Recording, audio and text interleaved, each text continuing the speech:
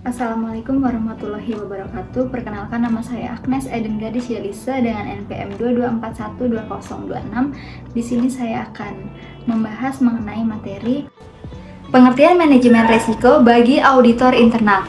Istilah resiko digunakan dalam proses audit dan proses manajemen resiko.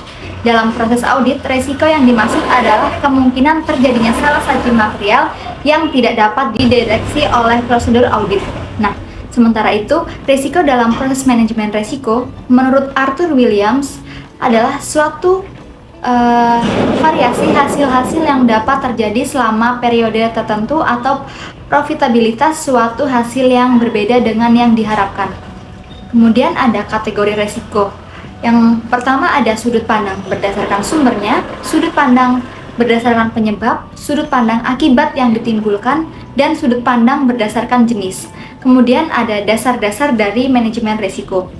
Nah, manajemen risiko ini meliputi proses mengidentifikasi risiko, mengukur risiko, serta menyusun strategi untuk mengelolanya melalui sumber daya yang telah tersedia.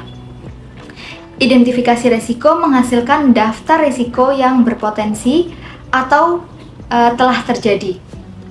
Pengukuran risiko memberikan informasi tentang kemungkinan terjadinya dampak yang ditimbulkan bila terjadinya risiko.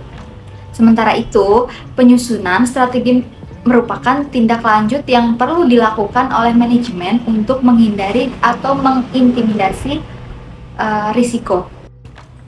Yang pertama ada identifikasi risiko. Nah, manajemen harus mengidentifikasi semua risiko yang mungkin mempengaruhi keberhasilan organisasi, mulai dari risiko yang berdampak kecil hingga risiko yang berdampak signifikan.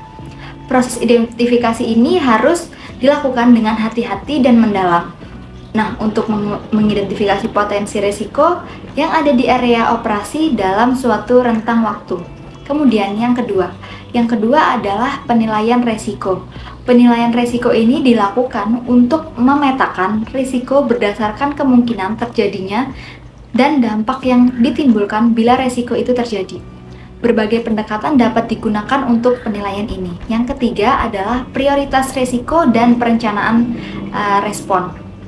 Penilaian risiko ini menghasilkan nilai status risiko yang menunjukkan kejadian risiko yang dampak dan muncul bila risiko tersebut terjadi. Manajemen perlu menggunakan hasil penilaian risiko untuk menentukan prioritas risiko yang harus direspon dan strategi yang digunakan untuk merespon risiko tersebut. Yang keempat adalah pemantauan risiko.